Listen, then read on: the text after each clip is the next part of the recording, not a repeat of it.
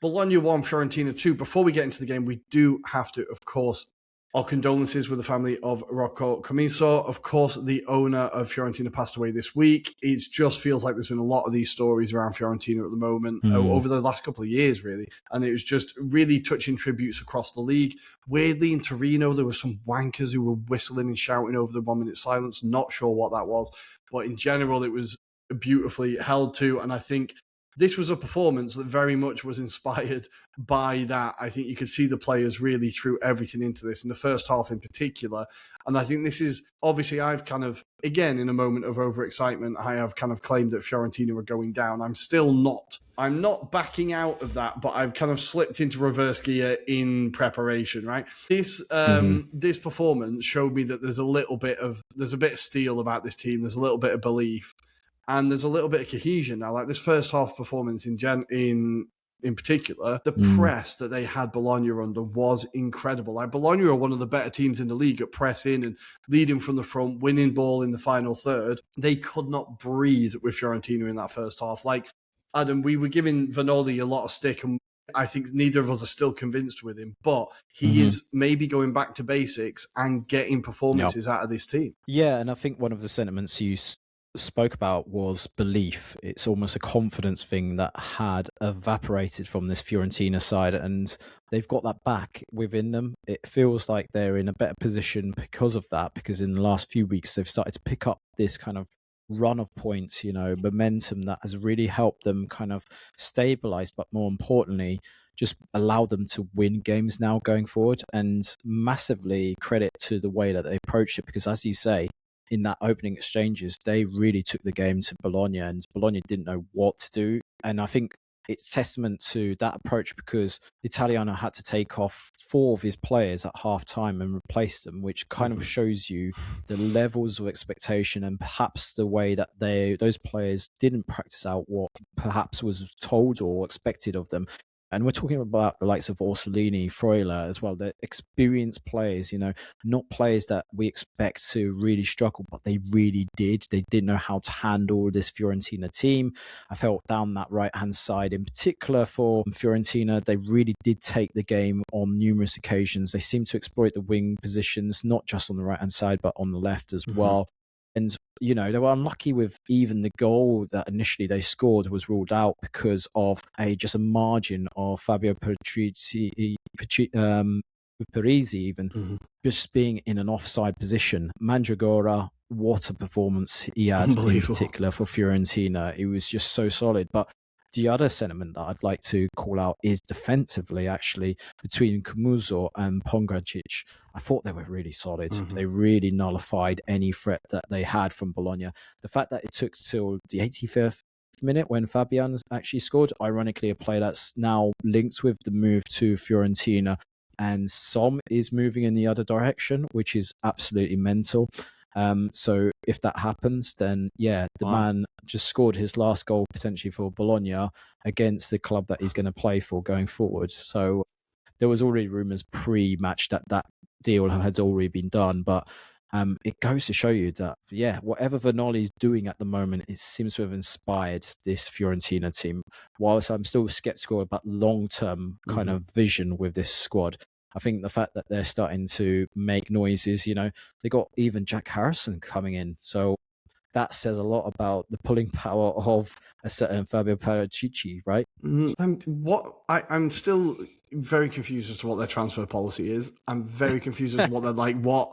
It feels like the most random collection of players that are coming through the door at the moment, but okay. But this feels like when you're playing Football Manager. I don't know. Let's see what happens, but I think this is when I was younger, when I was at Football Manager, you just try and put a bid in for a player thinking nothing of it. So you make like about 20 odd offers, right?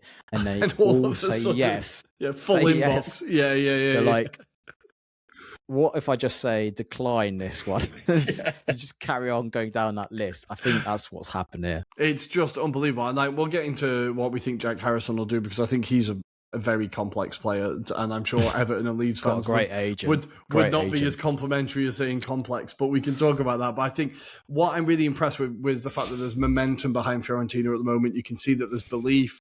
The fact that Bologna learnt zero fucking lessons from conceding, getting away with it, and then conceding literally 2 minutes later in the exact same method, but on the other flank, is just like, it shows the complete difference in attitude between these two teams in this game. Bologna just did not come out of the traps, so Fiorentina were flying out. That goal by Piccoli just before halftime, again, that was VAR were looking at ruling that out. It took a while, but once they went 2-0 up at halftime, you were like, I think this is done. Like, I think they're going to get this done. And it's the first time in a while that I've not thought the Fiorentina are going to ship one in the 95th minute, if you know what I mean. And I think, like you said, Italiano basically replaces that whole right side of the team. He takes off Holm, he takes off Orsolini, he takes off Freuler, and he takes off Odgaard in the centre, obviously. So that whole right-hand side centre is taken off, replaced instantly.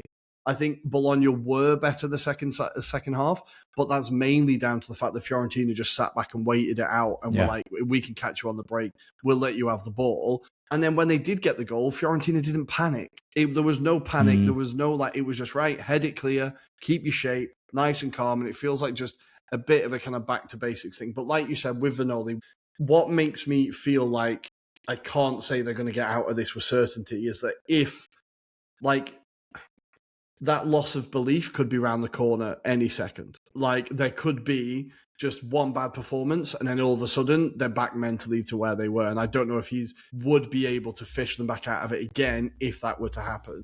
So hopefully for them, this momentum carries on for a while and they can keep picking up points, especially while the teams around them are dropping points. But I think it's kind of the players remembering how good they are more than Vanoli tactical genius. Like, I think he's got it pretty basic. Like, here's your shape, press, aggressive, you're good enough. Like, how do you feel? Like, we have to give him credit, but it feels like the players have just remembered how good they are. Maybe so, but maybe this is also a sign towards previously under Pioli. Maybe there wasn't kind of that belief and maybe that kind of same reciprocation in terms of like being able to express themselves. And it almost feels like they've come to a formula that has been worked on in the last couple of weeks. And it's working for them. You know, the likes of Piccoli, I feel, has benefited from this kind of newfound freedom that he's being utilised a lot more, but he's being able to bring in other players, which I think was the biggest issue with the way that Fiorentina played it was very much get the ball to Mosicane and just hope that he could do something with it. Whereas now it feels like they're using Piccoli to hold up the ball at least, even if it is direct football, but he's allowing the likes of Parese, Gudmundsson or Gosens, for example, to be able to be part of that kind of attacking kind of transition in the final third.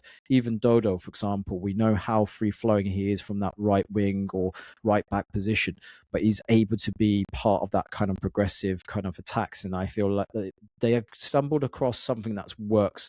You know, we even didn't really know what the strongest defensive lineup was for Fiorentina. The fact that Camuso is now back in it, says a lot for me. I think there's just a lot of things that personally it felt like maybe there was a few vendettas perhaps between players and maybe choices that weren't maybe shown or reflective of where we're seeing now Fiorentina in a better place. And I feel like they seem a lot more solid than they have been before.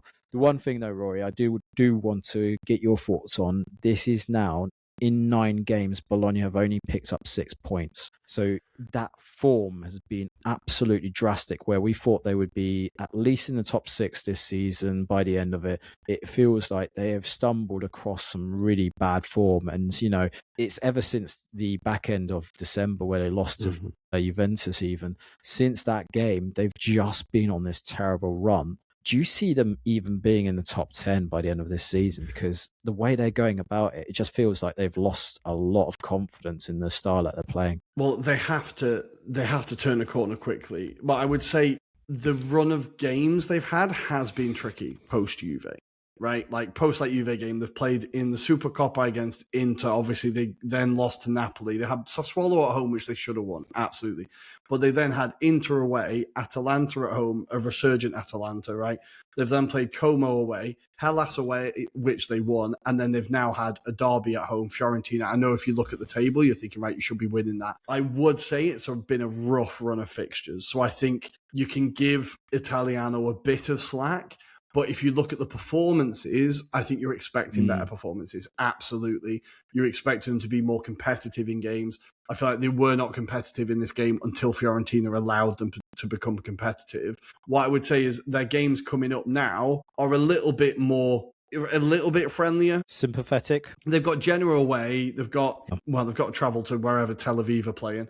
They've got Milan at home, which is rough, but then they've got Parma at home, they've got Lazio at home, they've got Torino away. There's some games there that are kind of, you can see them picking up points again. But if they don't pick up points in this game, say they do draw away to Genoa, who are looking better over the last couple of weeks, and then they do lose to Milan and they drop points to Parma, then maybe you're looking at Italiano and going, okay, you're not able to turn this around. But maybe I'm a little bit too sympathetic for him, but I would say it's been a rough run of fixtures. But their performances have not been good enough. The lack of competitiveness in the first half was just pathetic. And I think even a player like Orsolini, obviously everything goes through him, but it felt like he was running down blind alleys every time he got the ball. And it was like he was trying to play hero ball. Like, it was just like, right, I'll solve it, as opposed to like trusting his teammates or like trying to get other people involved. There's a shot from Castro which just absolutely blew my mind. It was like on the penalty spot and he ended up somehow clearing it for Fiorentina. Like, he just got the angle wrong completely.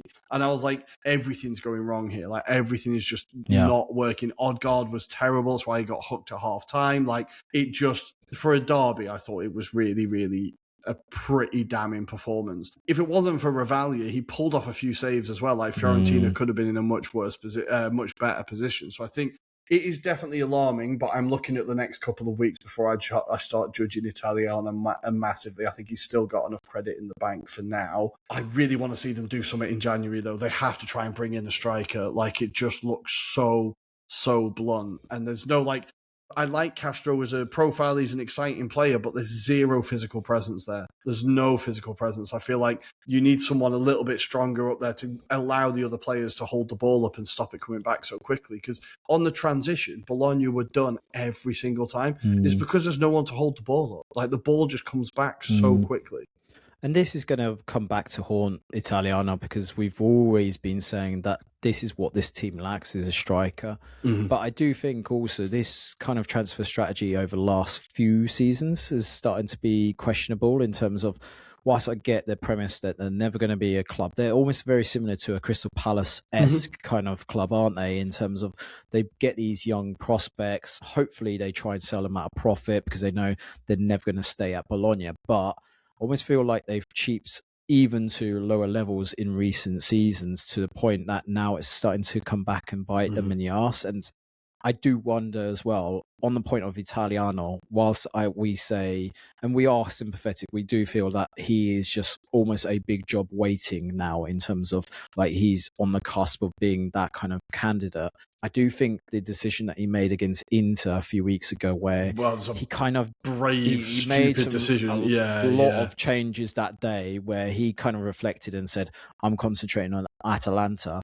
And then he got pumped by Atalanta to the point that you're like, right, is he getting things right now? His strategy that's a fair questionable. point. And I think this is where what I'm going with. If that form has continued since then as well, I do worry about whether they'll be in that top 10 by the end of it. Because whilst they are, on paper for me, stronger than Lazio, stronger than Udinese, for example, stronger than Sassuolo, I just don't know if they're going to keep up with Atalanta, who have been superb in terms of form recently. More look like they're just, staying with the pace at the moment. They're currently and then battering Lazio, and the teams above them are they're going to go and climb a bit of a distance in terms of points now. Because if you look at where Bologna are, 8th currently with 30 points, followed by Atalanta on 32, and then you got Como on 37 because of this pumping of Lazio, then I think there's going to be a bit of a gap that they're going to have to build if they want to get themselves back into the European places, that's for sure. Yeah, absolutely. They need to turn this form around, and quickly. They could maybe scrape a Europa League, a Conference League place at this rate. But that 7-point gap already looks insurmountable, really. I can't see Juve dropping off that bad and Bologna improving that much. Really, really terrible performance from them in a derby as well. But we have to say congratulations to Fiorentina. Hopefully they continue this. They can continue this fantastic form and get themselves out of trouble. I do have to very quickly say I was really impressed with Fagioli in this game as well. I thought everything went through him. Such a good quality player. And Dodo is just very exciting to watch. Does everything. I'm not surprised the other clubs are looking at him. I thought I was very impressed with him as well. So yeah, great performances all round for Fiorentina. Let's leave that one there and let's go for the next one.